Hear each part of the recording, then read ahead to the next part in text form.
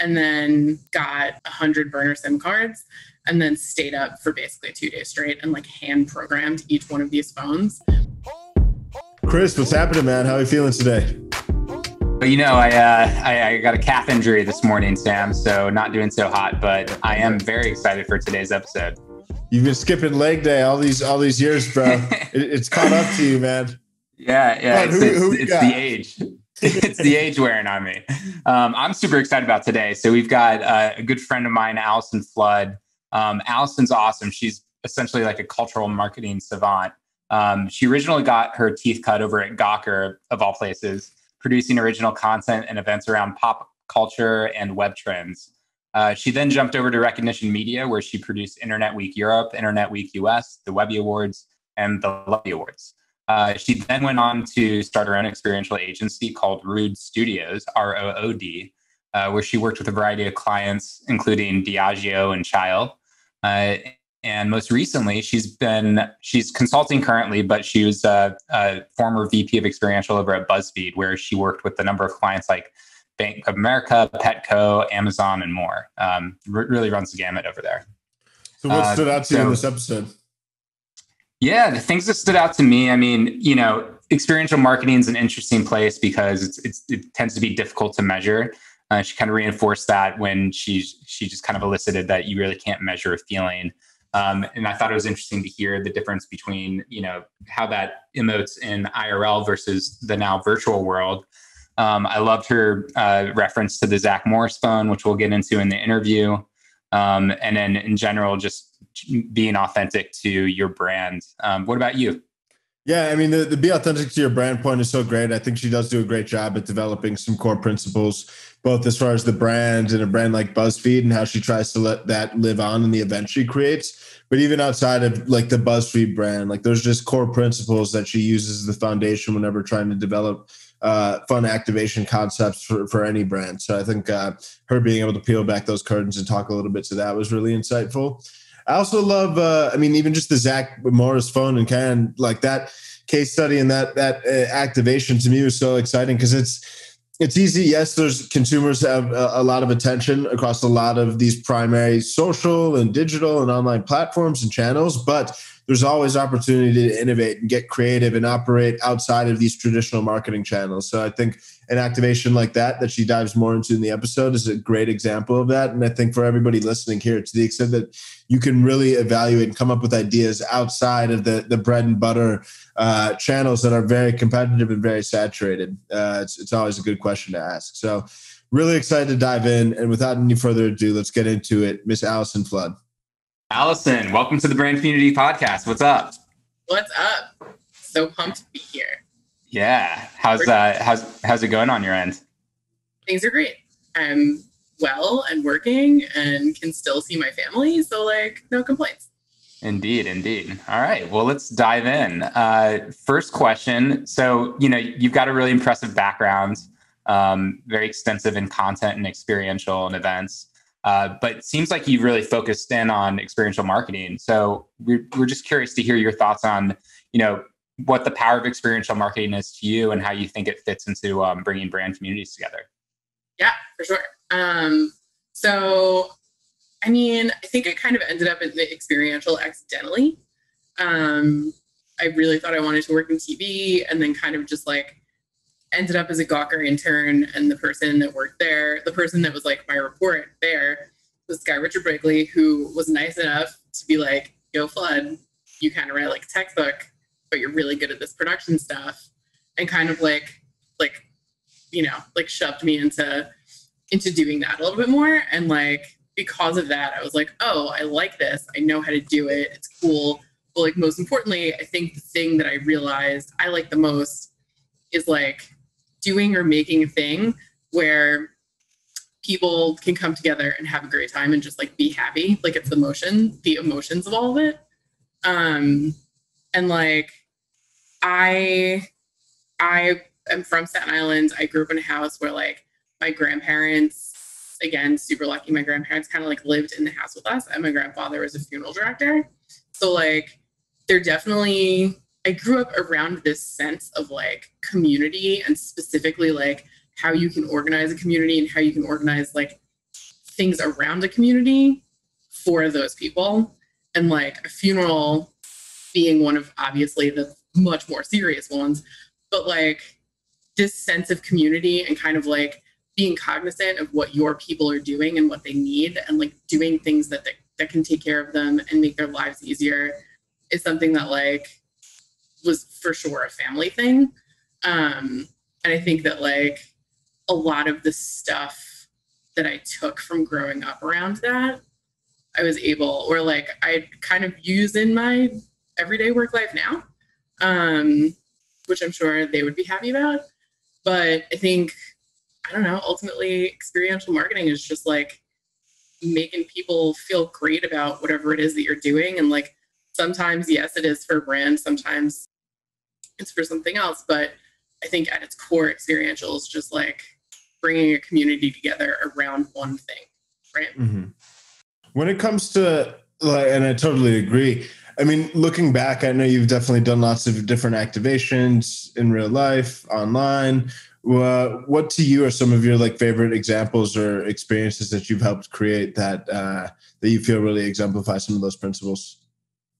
I mean, there's so many of them. It's kind of like picking, I don't know, like I can't pick my song. One of your favorites. We don't need the one favorite. One of your favorites. I think one of my favorites was I had, for a brief moment in time, I had like a small experiential kind of agency with this woman, Catherine Elsasser, who's like one of my best friends, was my boss at the Webby Awards. And so we were doing this project for the Barbarian Group. Their whole thing was that they wanted to like win the Cannes stunt contest. And so we had a ton of ideas, but the main idea was that, or what we landed on was that we were going to get those like old school Stack Morris style brick phones. We found this company who made them, and they took SIM cards. We got these things kind of overnighted to where we were staying in Cannes, and then got 100 burner SIM cards, and then stayed up for basically 2 days straight and like hand programmed each one of these phones. And the idea was called Cold Call Cannes. And the whole thing around it was that when you go to something like Cannes, it's very easy to hang out with the people that you already know. And like the whole point of being there is that you probably should talk to people you don't already know. You should probably talk to some people that like, you know, a little bit, but you want to know more. And also just kind of the nature of what Cannes Lion is. Like everyone who's there at one point or another has had to make a cold call. So there was that aspect of the idea. But then the other aspect was that the CEO of the Barbarian Group at the time, this woman, Sophie Kelly, was on this awesome panel. It was all about like getting yourself out of your creative comfort zone and like how doing things that make you uncomfortable make you a better creative. So we thought that like this idea joined both of those concepts together really nicely. So we made these brick phones, or we got these brick phones made. We branded them Barbarian Group, and then we hand programmed them all, and we gave them out to like the most interesting creatives who we knew at Cannes. Like personally, one of the greatest days of my life was waking up to a text message that was like, dude, I just saw Marilyn Manson walking around with one of your brick phones. Like, you got to get me one. And I think it was the first time where I did something where I was like, ooh, I think we just created like a weird second market thing. But kind of, again, at its core, it was a community builder because you got those phones. The phones were pre-programmed with like numbers that, and you had no idea who they would answer. So it was like cold call 1, cold call 2, cold call 3.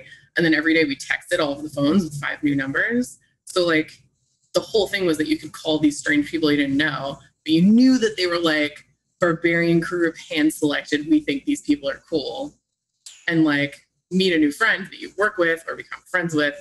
And then afterward, kind of hearing all of the stories of people who like got jobs or made new best friends or like met Beck or Marilyn Manson. Like they were all, it was a true like community maker in a weird way. That's awesome. It's like a ghost community that didn't exist before, and you just kind of like materialized it out of nothing. That's super cool and very like surprise and delight. I'd have to say. I was at a house party once. This is probably like 2 years ago, and somebody had one of the phones at the house, and I was like, "Oh my god, yes!" Oh my god, that's amazing. But you bring up Zach Morris phones, right? Like that. There's nothing more like culturally iconic than that, especially if you're like an '80s baby, right? So, a lot of brands are trying to insert themselves into culture, feel culturally relevant. Do they focus on the now? Do they do like kind of a retrospective, like what you're talking about with the Zach Morris phone? How do you kind of stay on the pulse of that? What are some things what kind of insights can you provide somebody who maybe might not be as culturally savant as you, but, is trying to attempt at being culturally relevant? Are you have any tips on like how to kind of stay on the pulse of that? I mean, to be honest, I've never really thought about like how to not manufacture. Like manufacture is not the right word, but like I've never really thought about how to do it. And like I think the best advice I've got is just like find a thing that you like and go super deep on it. And like on that deep journey, you're going to find 1,000 more things that you are super into and go deep into those and like keep doing that. And I think like, the good creative ideas come from things that you're actually excited about, So like the more things you know about, the more things you're excited about and like genuinely excited about, the better ideas you're going to have. And like, I don't know, for me, I feel like a lot of that stems from when I was a kid. I like wasn't really, my parents were like, very big on like culture and music, but like I never really watched TV as a kid, And then when I became an adult with some disposable income and just like discovered reality television, it was over.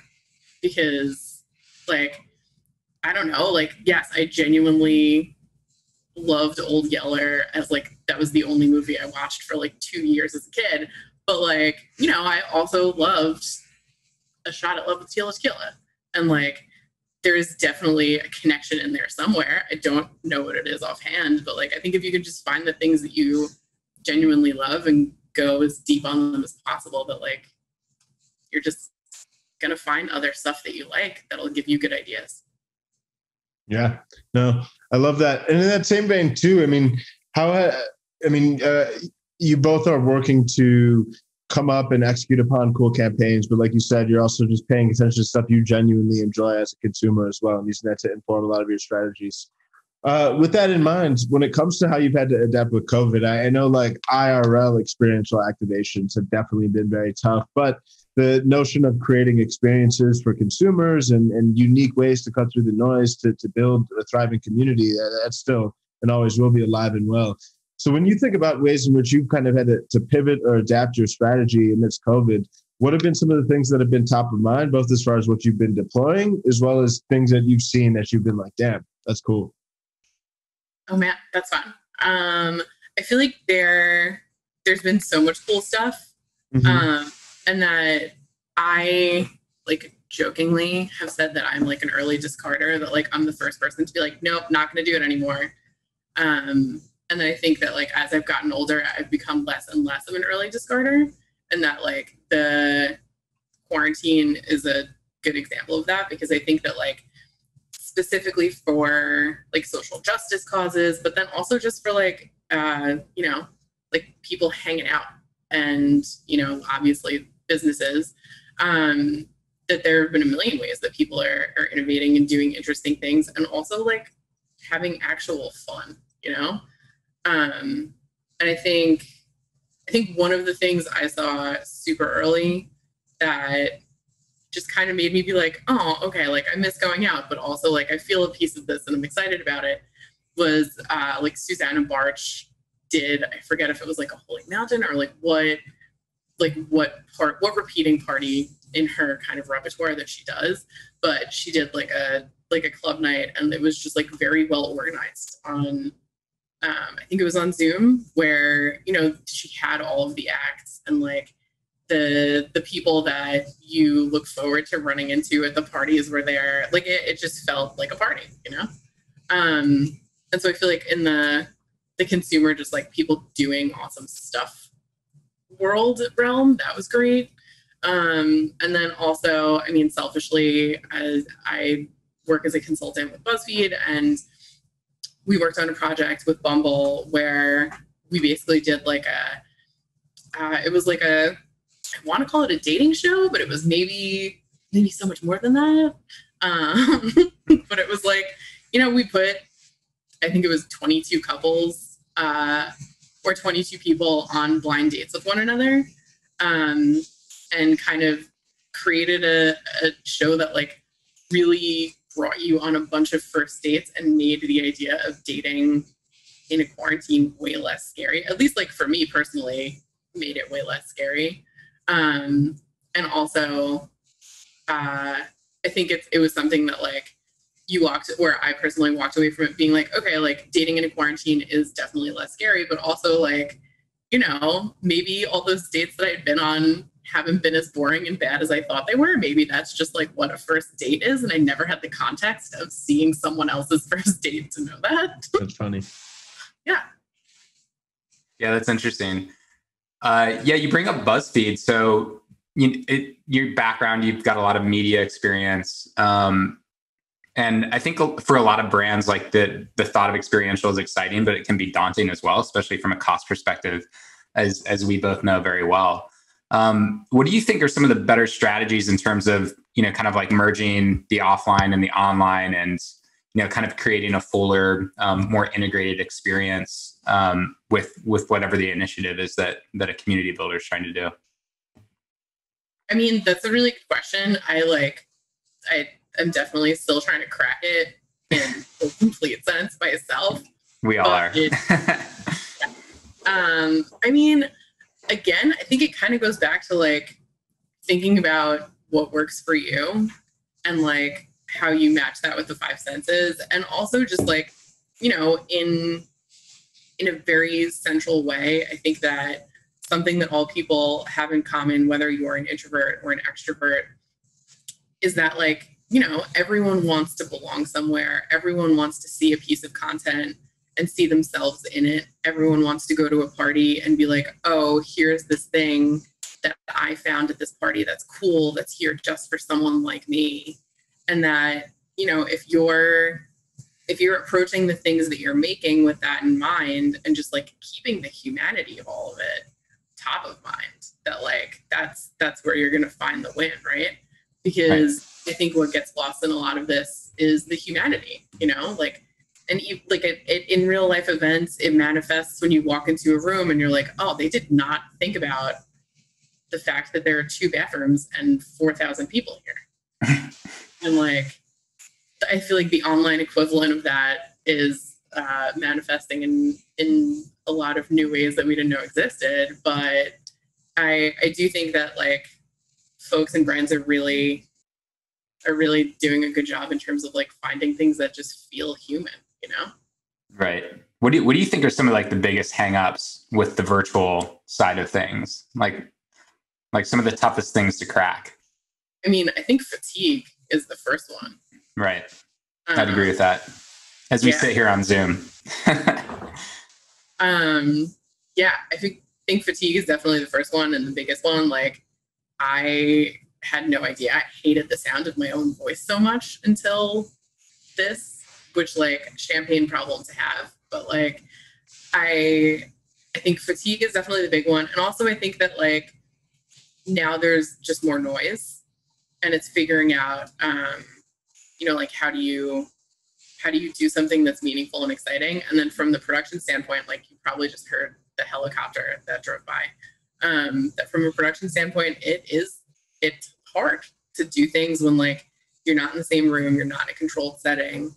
And while there are definitely aspects to it that are so much nicer, and like we're so lucky to be able to keep working like this. But it definitely has its own like special sauce of like noise problems. Yeah, totally. For sure. I mean, from one extent though, what is nice is that I do think a lot of some of the barriers to entry, especially for like smaller companies, I think to an extent, consumers have become a bit more conditioned to consume virtually produced content. And I think there's a nice opportunity there on the brand side because there's less production cost involved with creating it. So I think there's always going to be a time and a place for these higher produced things, especially the more bigger and credible a brand is. You don't really want to make that trade-off. But early on, for a lot of these smaller brands, being able to kind of hit a higher volume without having to spend like an arm and a leg has been super impactful. Right. And also, I mean, again, it kind of, there's more humanity in it. You know what I mean? Yeah. I was definitely on a Zoom call probably like 2 months ago, and I have no screens in my windows, and my windows were open, and a bird flew into my apartment. Mm-hmm. So like, it's, you know, it also just in like day-to-day living poses its own set of interesting problems. For sure. There's an interesting, like on New York Times, I know they have like a content series like Diary of a Song where they'll often document the rise of major hit records.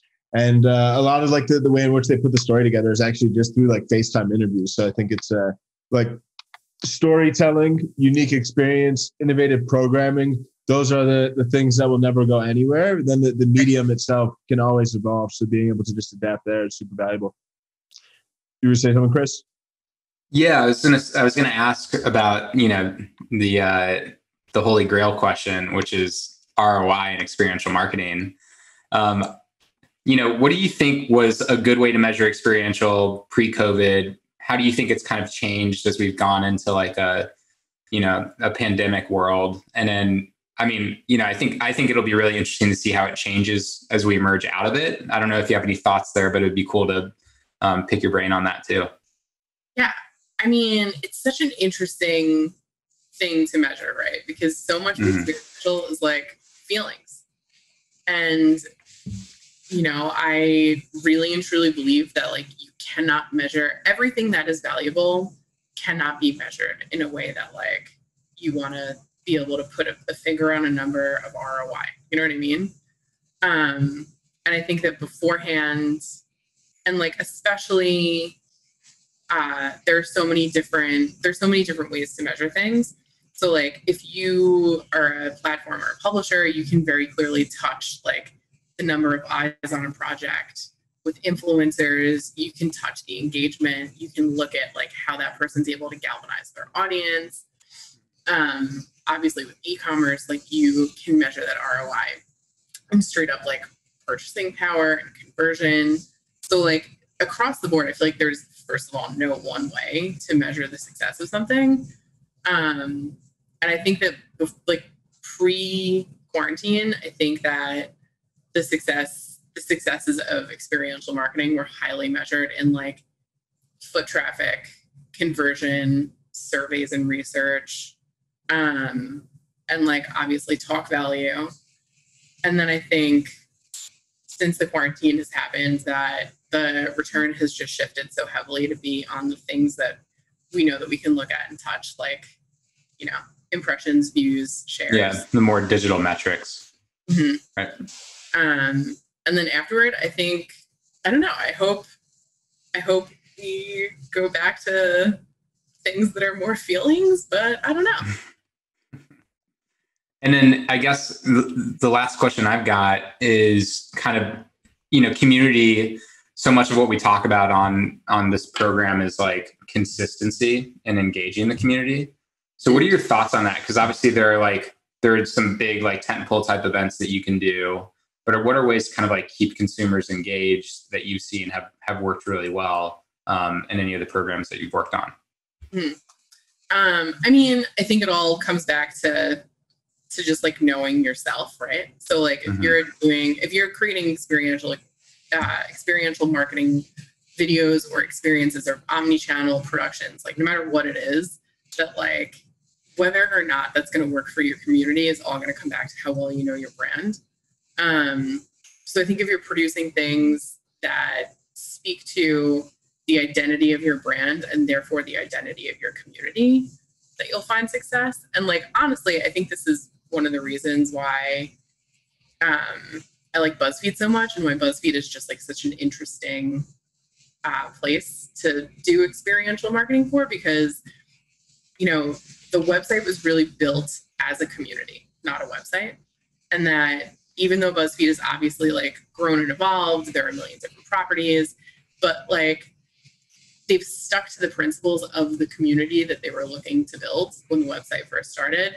So now it's like you've got BuzzFeed News dropping the FinCEN files, which is this like unprecedented news investigation, but like in the same breath, you can take a cat quiz, you know, or like look at a tasty recipe. And it's so easy to kind of look at how they've created this community. The community is built around the ideas of like truth and joy, and that anything you look at on BuzzFeed, whether it is an in-person experience or like a website experience, it is very much so something that you can look at and be like, oh, that is truth, or oh, that is joy, or, you know, in the best of scenarios, this is both. And, you know, it's unexpected sometimes, but it still kind of rallies around those two things. And that I think the reason BuzzFeed's experiential business has been successful is because anything we do has that truth and has that joy in it. And again, it's like community first. Totally.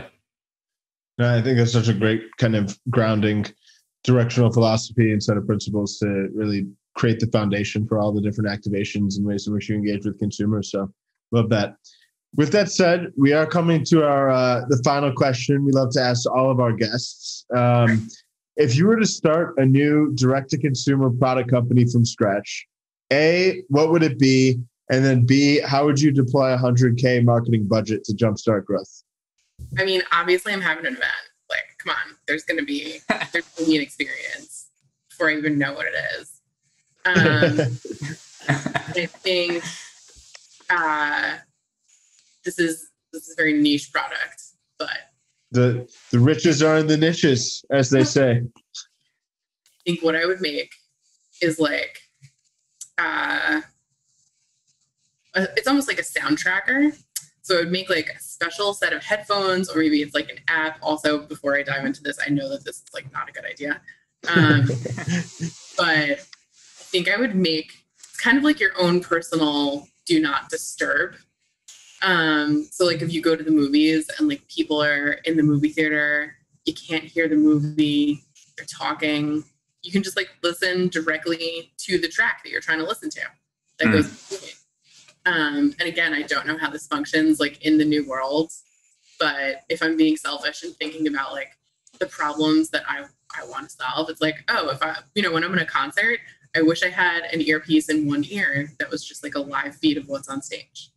Yeah. I like it. That's cool. I mean, sign me up. Sign me up. You know, if you have the investors. Yeah. The Brand Community Podcast would like to start this financing round. We're gonna have to kick over to the music business podcast. Yeah, exactly. Well, Alison, I really appreciate you coming on the show today. I think all the work you've been able to do is incredible. You've been able to continue to adapt and evolve. So really excited for what's in store as well. So thank you for taking the time to share some wisdom with us today. For sure. Thank you both. Of course. Thanks, Flood. Man, well, that was a great episode. I think Alison's super smart, breadth of experience across a bunch of very credible big brands, massive communities. I mean, from BuzzFeed to Gawker to Webby. I think underlying thread of all of those is just having these thriving communities and being able to not only create really interesting engagement from the brand to the consumers, but also in finding really fun ways to create engagement within the community amongst other community members. So I think her being able to talk about some of those principles, some of the innovative ways she operates outside of just traditional marketing channels, like the Zach Morris phone, stuff like that was music to my ears, just like the product idea she shared at the end. So what'd you think, Chris? Yeah, I mean, the Zach Morris phone, we can't say it enough. And, you know, the winning the stunt contest in Cannes is very much a real thing, and something that, you know, as somebody who goes to Cannes frequently, you're always excited to see. But, you know, not everybody is this culturally literate. So, you know, when she was describing what her perspective was on, you know, how to really plug yourself into culture, it's just kind of not only knowing your brand, being authentic to your brand, but just being really into whatever it is that you're trying to get into. You can't really fake it and really succeed in the frame of context there. So I thought that was really interesting. I thought that was some good takeaway information that brands could go on with. And I am excited about the future of experiential. I am excited about how you brought this point up, but brands, consumers are getting conditioned to be a little bit more lo-fi, a little bit less pressure on high tech from brands, which brings this humanity forward, which is what Alison was talking about. But as we kind of move forward in experiential and community building, really seeing the real world activations and the virtual to create this kind of like hybrid experience and more integrated approach, I think is going to be really helpful, not only in just engaging more consumers, engaging more of your community more frequently, but then also in terms of like driving some measurable statistics behind the things that you're working on beyond the feeling, which is important, but sometimes the CMO has a hard time wrapping their head around it. Totally. Well, as always, appreciate you all for tuning in. Really excited to be getting this off the ground. Grateful for you, Chris, for our incredible guest, but most importantly, you guys that are tuning in. So if you ever want to reach out, don't hesitate to do so. If you have any ideas on guests, let us know. Lots more to come. Until next week, we out.